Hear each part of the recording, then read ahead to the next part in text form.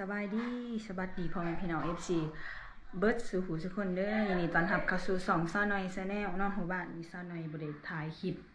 มือดองไอ้คำซีมือดองน้องไอ้คำซีเนาะมีแต่ไอ้คำซีเจ๊ขาวแล้วก็เบาสุดท้ายน้อยค่ะหับแขก็เลยบ่ได้มีเวลาถ่ายเนาะ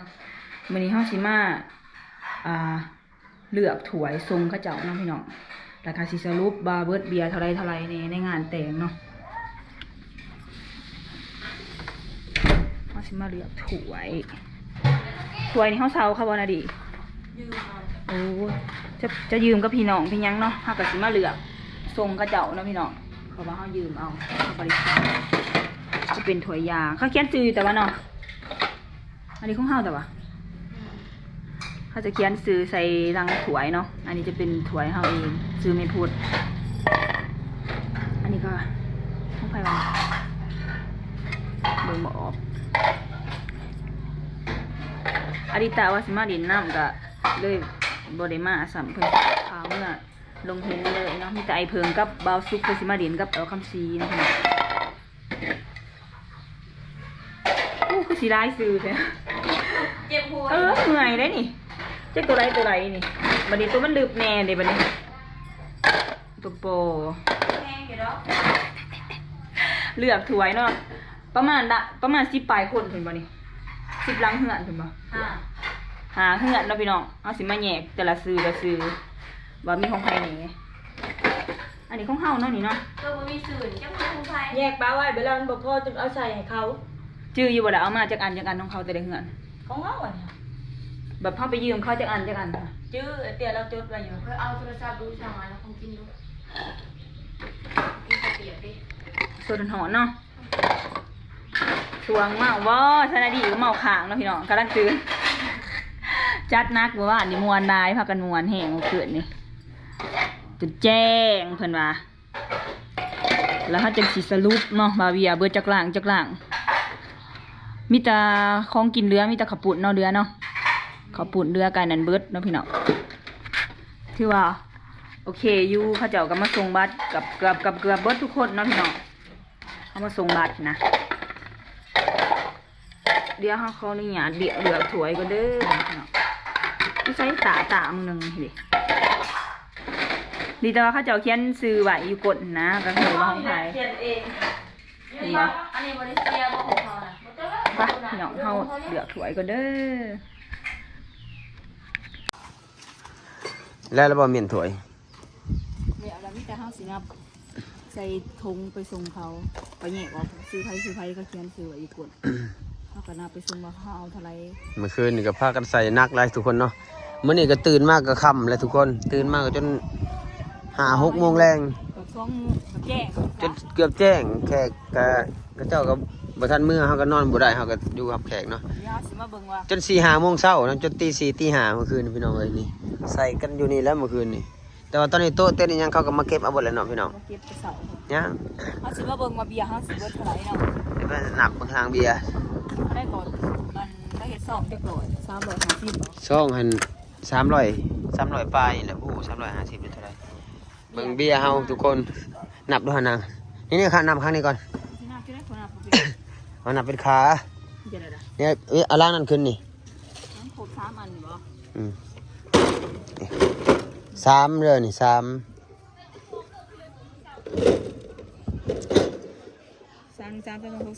บ่เอาโทรศัพท์มาคูณเบิ่งนี่1 2 3 4 5คูณ3 15ล่ะ15มาบวกตัวนี้ก็พอดีเป็น30แถวนี้บวกใส่อีก1530ล่ะ30ก็2 4 6 8 10 12 14 16 18 19ล่างอยู่นี่บอก19อีกบ่นี่49ล่าง49ไปยังอีกได้อยู่ฮะยังบ่ไรเบียดอีกว่ามันจะแก๊สเบียดเดี๋ยวไปไล่ตัวนี้ก่อนเบิ่งว่าเบียร์เบิดเท่าไรล่างพี่น้อง19แล้วก็24ล่างตัวนี้24เอ้ย49เลยกัน50 51 52 54ล่าง54เบียดจะแก๊ส54ก็มีเบียร์กระป๋องอีกนะทุกคนเนาะ ไปย่างไปถามอุ้ย ไปเดี๋ยวเอาสิไปถามเจ้าของ ถามเจ้าบ่าว เจ้าบ่าวเจ้าของงานเนี่ยใครเตี้ยแล้วใครแงะให้เราเป็นอันเป็นอันให้เรานับสิถุงเขาจะ ถวยฮะ เขาแงะเลยเอาไว้เลย ใส่นักหลายพี่น้องตั้งแต่เช้าจนค่ำเนาะคอยกันบ่ไหวมื้อคืนนี่ ใส่ใบผืนหน้ากับเบาสุด จังว่าจะหน่อยดิเมื่อคืนนี่ครับสิปุ๊บเขานอนก่อนนำบ่ไหวหลายมื้อนี่เพราะว่ามื้อคืนก่อนน่ะบ่ได้นอนเด้มื้อคืนตัวเอาขางัวเด้ครับบ่ได้นอนเลยตื่นเช้ามาก็เฮ็ดนั่นเฮ็ดนี่ก็บ่ได้รับแขกครับคนเสิร์ฟทั้งเสิร์ฟทั้งหยังแน่ ร้ายพี่น้องเลย บ่จนสิล้มนะเมื่อวานจนสิเป็นลมเมื่อวานป้าตัว เจ้าข้าวก็รักมึงอาจจะข้าวปุ่นท้องนะ บ่ได้ยัดเอ็มร้อยใส่2ขวดเมื่อวานนี่ ไปทำไปดู ไป50เท่าไรก็เบียร์เรา หาที่ทีละมาเบี้ยอันหนึ่งก็จะกลาง แม่นบ่54แม่น56บ่เบียร์เรา จักไปนับกินใน54แล้วเดี๋ยวไปส่งเขาเนี่ยล่ะบ่ ยังได้เลยเด้ในยันมิวสิกกันเลยซะ นับเบิร์ บ่ยันอยู่ทางหลังบ่จักยันพอครัวแม่ครัว เอามาน่ะเบียร์ลาวน่ะ50เบียร์เวียดน่ะ20 เนี่ย บีเวียด เจ้า ซาว ตื่นเด้เจ้าไปเอาตื่นเด้จากล่างกัน เบียร์นี่ซาวแก๊สเนาะทุกคน เยี่ย เบียร์เวียดอันนี้ซาวแก๊สตัวนี้ยังเหลือจักแก๊สตัวนี้ เรือ4ตัวบ่ได้แกะนั่นแล้วก็ตัวแกะน่ะก็ไล่เต็มก็3แก๊สก็เป็น7พุ่นน่ะ เดี๋ยวเจ็ด 7แก๊สที่เขากินบ่เบิดเนาะ แม่เดี๋ยวล่างหันเบิร์ด ก่อน บ่ คน พอ เบิดก่อนคำก่อนคนเรือก่อน แล้วก็หมู่คู่หมู่มาอีกเมื่อคืนเขาเจ้าก็ซื้อมาอีกแก๊สหนึง2แก๊สนี่แหละ เขาก็ซื้อเบียร์มาซอยเนาะตอนรอบดึกไว้ง่ายซะทุกคนเหลือแต่พวกวัยรุ่นเขาไว้ง่ายซะใส่ต่อ รวบเบิร์ดแห่งเบี้ยล่างจะกลางก่อน50เฮ้ย 50ประมาณน่ะก็ลุงซีดเอากับเอาน้ำมือแลบน่ะก็ ประมาณ 56 56เบี้ยล่าง แต่เฮ็ด54ป่ะ อย่าเดือดแลบมาเอาเลยตีลังเนาะ จังหว่า หยาดแม่เลยมันเดือ54เลยทุกคนเอา เอาพี่ตู้อีกเท่านั้นแล้วก็มันเมื่อวานนี่หั่นเครื่องเสียงที่เปิดในงานแต่งหั่นเป็นเครื่องเสียงที่เขาจ้างมาต่างหากเขาจ้างมาต่างหากแล้วก็ อะไรราคาจ้ะ เขามาตอนประมาณ9:00 น 10:00 นเนาะทุกคนเนาะอันนั้นราคาตู้ตัวจ้างตู้มาจนฮอดกำหนดเขา5:00 นแรงมันก็เบิดเวลาที่เขาเจ้าเสพเบิดโมงเสพเขาก็ปิดตัวว่าเครื่องเสียงที่เขาจ้างมา แล้วก็เขาไปเอาตู้ไปเอาเครื่องเสียงหมู่อีกเนาะไปเอาเครื่องเสียงหมู่ตัวเองมาเปิดต่อทุกคนเนาะตัวนี้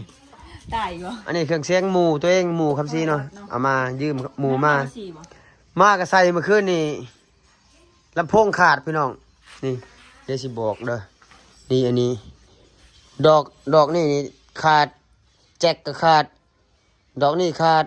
ดหมดนะ2 หน่วยเทิงนี่ทุกคน2 หน่วยเทิงนี่ขาดตู้เบสนี่2พอดีอันนั้นที่แรกนั่นตู้หมู่ค่อยมี4 หน่วยเนาะ2x2พอดี2 หน่วยนี่ขาดประมาณ11 โมง 12 โมงนี่บ่10 โมงเนาะประมาณ10 โมงกลางคืน เปิดดัง ตู้2 ดอกนี่มันขาดก็เลยไปยืมตู้ที่บ้านอีกมานี่หน่วยหนึงทุกคนเนาะไปยืมลำโพงตัวนี้อีกอยู่เฮือนข้างๆนี่แหละเฮือนอ้ายมาตัวนี้ก็ขาดอีก เอาเลย ดอกนี่ขาดไอ้แจ็คขาดแต่ว่าดอกนี่ยังเมื่อคืนนี่ฮะ เอาสูตรเปลี่ยนเสียแห่งอยู่ จะบ่ฮู้ว่าเท่าไรเนาะแต่ว่ายังสิไปต้องไปแป้งให้เขาเอาทุกคนเอาไปเปลี่ยนวอยมันขาดซื่อๆแต่ว่าดอกอันนี้บ่ได้ขาดวอยมันขาดต้องไปเปลี่ยนวอยยังใหม่ก่อนจังสิไปส่งเขาเจ้า ยำสลัดก่อยสียังหันเบิร์ดเนาะของกิน งัว นี่แต่ขับปูด งัว2 โตหั่นเบิด กับเบิร์ดของกินตัวย่ำ อืมข้าวปุ้นยังอยู่ข้าวปุ้น ปูดยังลาย ยังลายเติบข้าวปุ้น ยังแต่ขับปูดกันนั่นเบิร์ดเนาะพี่น้อง ขอบใจหมู่ครูทุกคำซีเนาะที่ว่ามาซอยบ่ว่าจะเป็นทั้งดีเจเนี่ยเมื่อคืนคำซีเอาดีเจมาเนาะหลังจากที่เบิดช่วงที่ว่าเขาเซฟคีย์บอร์ดอีหยังอะไรก็ เอาดีเจมาเปิด รอบดึกรอบกลางคืนก็มีดีเจมาเปิดเพลงให้ฟังดีเจก็เป็นหมู่กันเองเนาะเป็นเสี่ยวคำซีเองทุกคนเนาะหมู่กับมาซอยบ่ได้เอาด้วยสิบ่ได้เอาขาโตอีหยัง มีแต่หายติบเอา มีแต่หมู่ครูมาลิ้นแล้วก็เขาก็ให้ทิปให้หยังก็ ทิปเนาะพี่น้อง จำไม่ได้เท่าไหร่ทิปเมื่อคืนนี้ ประมาณ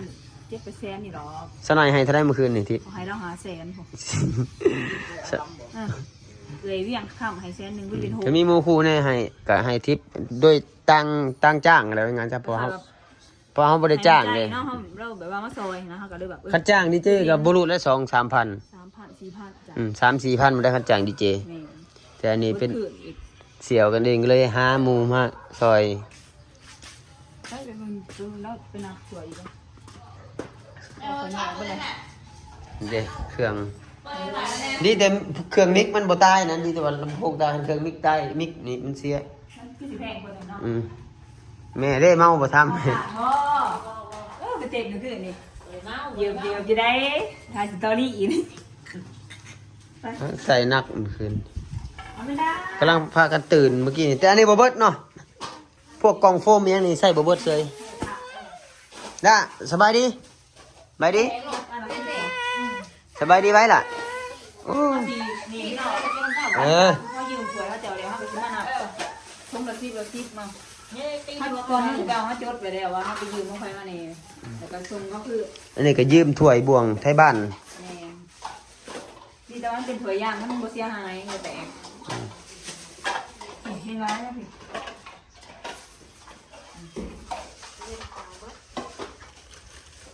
นี่จุดไหลดิจะยืมถั่วไอ้ทอนใช่สิวะไม่ได้สิวะ ถือว่าเบิดเบียร์50ไปล้านก็ถือว่าบ่เบิดลายได้นี่พี่น้อง รายการคือเขายืมถั่วไอ้บวง 50ไปนี่ถือว่าบ่หลาย พกล่ะ ปกตินี่ห้อย เรา780 ปกติจะว่า7-80พุ่นเลย เบียร์พันชาวลาดโอ้ชาวแก๊สยังมีเจ็ดของกินยังเป็นเบียร์เนาะเบียร์ที่แต่ก็ข้าวปุ้น กุ่นเลยลาย เนื้อลายแห้ง กระปุ่นจักโลติ เลิกตั้งแต่31เลิกประมาณ50อยู่ ป่า แล้วก็ยายยายน้อยกลางคนมาล้างถ้วย ที่ไหน กระปุ่น50200โลเหลือประมาณ4-50โลนี่แหละ 50อยู่ น้ำกระปุ่นก็ยังบ่ละลายเนาะ คารา50ยายเลย กระปุ่นเรือไปใหญ่คนในบ้านนะทุกคนนะใหญ่ให้พี่น้องที่เขามาซอยเวียกนั่นแหละที่เขามาซอยเวียกที่เขามาเสิร์ฟมายังล้างถ้วยล้างบวงซอยนั่นนี่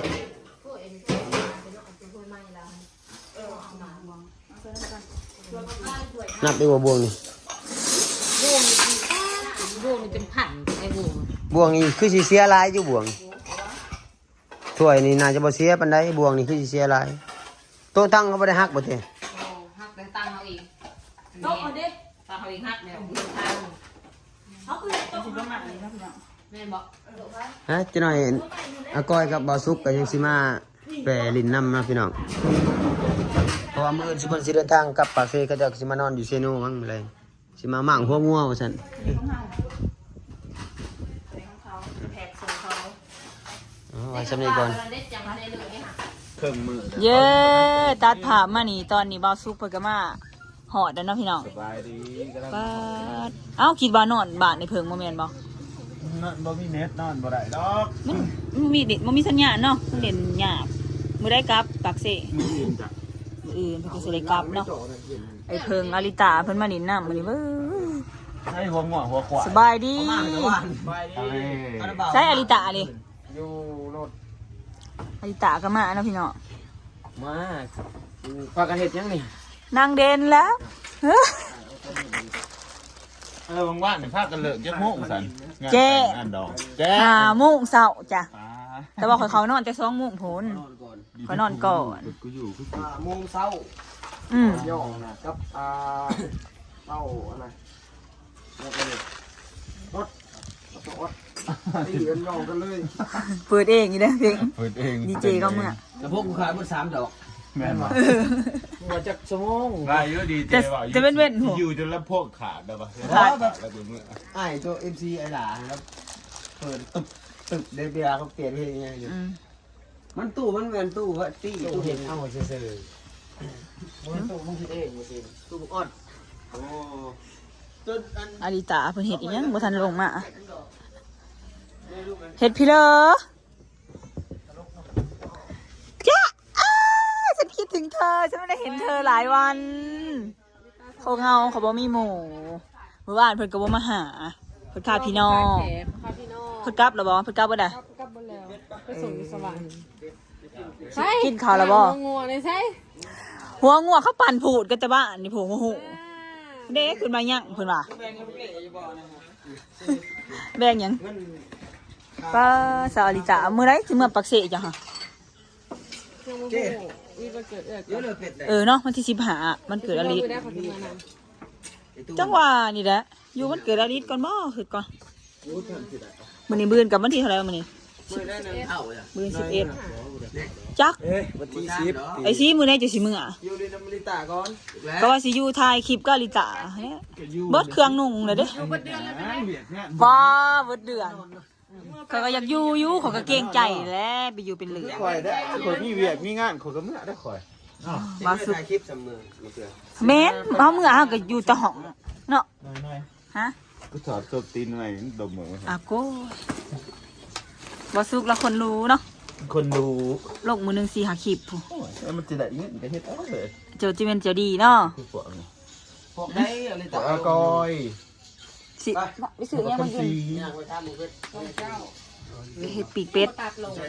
แล้วก็กินตบมันน่ะเนาะตบเป็ดเนาะ ปิ้งเป็นแน่ หลังจากเข้านับถวายนักบวง เขาต้มมาเจ้าอะไรวะ ทรงข้าวเจ้าแล้วเนาะพี่น้องสรุป ย่อมาต้ม สรุปเรื่องมัน เบียร์เบิร์ดอยู่เท่าไหร่56ล้านเนาะ จะถึงใจเขาเลยแล้วเนาะ แล้วก็ยังแต่เบียร์นั่น7 แก๊สเนาะพี่น้องเบียร์ปองเบียร์กระป๋อง มันสั่นบ่โมก็นั่งถ่ายที่มือ ไอ้ที่ผู้ถ่ายคลิปมานี่ไม่ได้ลงคลิปบอกว่านี่ผู้นี้กับมือที่2นี่ก็ได้ว่าถ่ายลงซ้ำเลยเนาะก็เบิร์ดก็ไล่เติมเนาะ56ล้านเขาคิดว่าเบิร์ด670ผู้นั่นไอ้เว้ยคิดว่าเบิร์ด670ล้านอะไรไอ้นี่โคตรลายดีเลยซองงั้นโมเมนต์เข้ามาส่งกับเบิร์ดกูโคตรมา2ได้เท่าไรหันนับเบิ่งจักซองบอกเบิร์ดเข้ามาส่ง 170ปลายเนาะ จะเฮ็ดซองกัน130บ่300บ่330บอก วันนี้มานับซองว่าเนี่ยได้จักซองรวมเบิดตัวเขาส่งค่ะ 170ปลายทหารเลยยอมครับ แต่ว่าพวกเขาบ่ได้มาเขาบ่ได้ส่งซองเขาจะโอนเนาะ แม่แหละเขาโอนเรา ส่วนใดจะโอนเอานะพี่น้องเฮาไหลซองที่ว่าเขามาส่งเองประมาณ100ปลายซองก็หลายเติบอยู่ถึงเขาโอนแน่ ยังหลายคนยังไม่ทันได้โอนมาครับอะไรสวยเขาเหมือนยากมาก เขาบ่ได้มาเขาก็สิโอนให้เอาเนาะพี่น้องคลิปนี้เฮาก็สิเอาไว้สำนี้เด้อพี่น้องคลิปนี้เฮามาบอกเกี่ยวกับการเฮ็ดลองเนาะเบิดไปเท่าใดจะได้ก็ฝากพี่น้องกดไลค์กดแชร์กด Subscribe ที่สำคัญเบิ่งโฆษณาให้ซะหน่อยเด้อพี่น้องพบกันใหม่คลิปหน้าสบายดีบ๊ายบาย ก็ได้เห็นแหละ